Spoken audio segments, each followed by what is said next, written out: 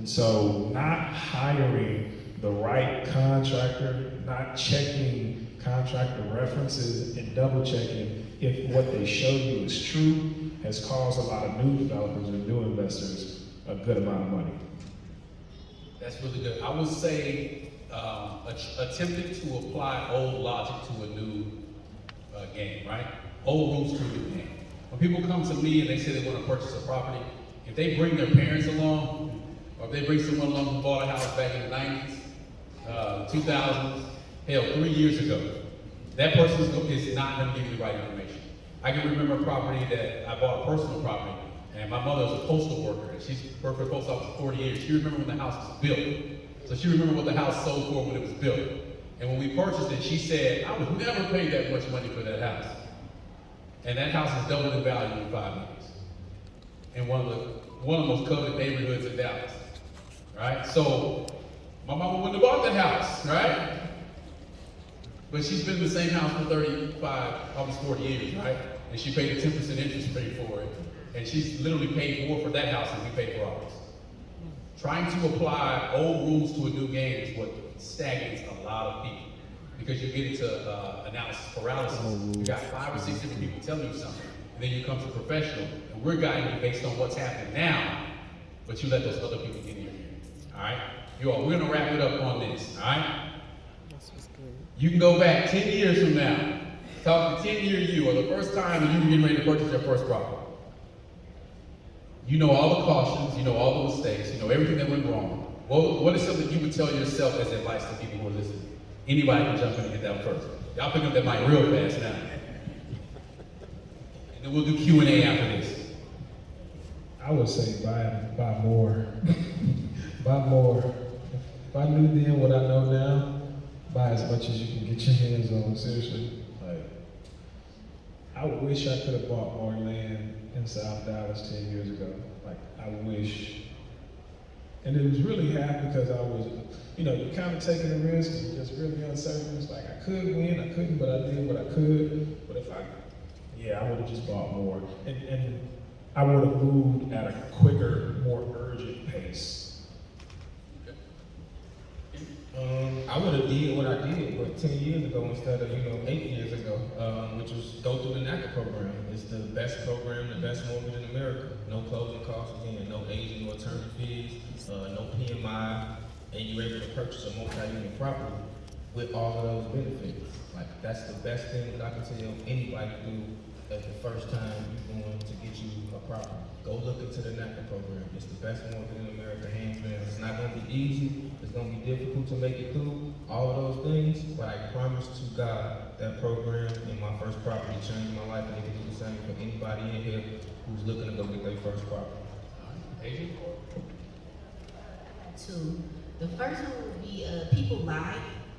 People will tell you that they do all these great things, and then I'm going to show you a shut up person, and then when they start showing you, like, you don't know half the stuff I know. That's the first thing people lie. Second thing would be, I wish I would have kept a lot of the houses out, so, because the market, like, where Detroit is now compared to where it was 10 years ago, I would probably have like $3-4 million. I already had a house. I couldn't go through. You kicked me in the pants. You said, I saw my wife doing this, and you said that. 10 years ago, I would have told myself to house hack first, and I know Andre talks about house hacking. Does anyone in here know what house hacking is? You guys have heard of it? Can you explain it? So house hacking is when you buy a multi-unit property, you live in one apartment, and you rent out the other apartment. So those duplexes, triplexes, fourplexes, you buying it, you're living in it, and you're renting it out. So essentially, your tenants are paying for you to live there. So you're making money, you're living there for free. And the first property my husband and I bought was a duplex. It was a 2-unit apartment building. I never heard of house hacking, and so because we didn't house hack, that was like a $50,000 mistake. Let me explain why. The down payment for our first duplex was $57,000. And if we would have house hacked, if we would have lived in there for just 1 year, the down payment would have been about $8,000. So here we were, we paid $57,000 for a down payment. We didn't even have $57,000. We actually ended up borrowing that money from our retirement accounts because we didn't know any other way. If you would just live in it for 1 year, that's a huge difference, right? That's the power of house hacking. And so if you're interested in it, he's talked about NACA. There are also city state and national programs other than NACA. NACA is the best. It's so amazing. But shop around and look for other programs. You can layer different down payment assistance programs on top of each other. People hear down payment assistance and think you gotta be low income. You don't always have to be low income to qualify for it. Y'all, there's so much money out there. I've had coaching clients who have used like 3 different programs and walked away from the closing table with money. So imagine buying a multi-unit property that you're gonna make money off of, living for free, and you put no money down, and you left with money. Like you sign for the house, the property is yours, they give you a check, you go make money, and you're living for free. And house hacking is the one reason why I was able to retire from the 9-to-5 life at 32 years old. I didn't house hack that first property, but we ended up house hacking our third property. It was a 4-unit apartment building in DC. And without that, I'd still be working a job that I hated right now. So that's what I go back and tell myself 10 years ago. She ain't lying, y'all. That's the exact formula that I use. I can vouch for that. All right, everybody go? I would say don't listen to the masses. People were saying you shouldn't buy properties in certain areas. You guys, if it's the hood where you grew up, buy it. I don't care if you knew that, you know, man got shot at the corner. Miss Pearl used to run the candy house over there. Like, familiarity is financial. You know that hood better than anybody. Okay? People drive through. Some of the people that make the most money for us are out-of-state clients because they don't know about South Dallas. They don't know about East Dallas. They don't know about Oak Cliff. I'm just saying here in Dallas. They don't know about your hood. So they're coming from out of state just knowing that a 3-bedroom, 2-bathroom house in California is $900,000. But a 3-bedroom, 2-bathroom house at one point Dallas you can get in for $115,000. Okay?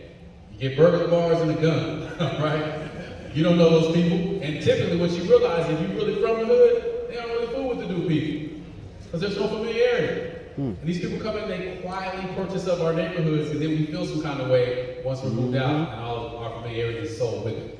All right, with that being said, we're going to open up a Q&A for about 10 minutes. Does anyone have any questions? You guys limit it to one question, and let's not make it too personal because we can't advise you too much. Come on. Mark P. Roberts, Mr. Real Estate Author.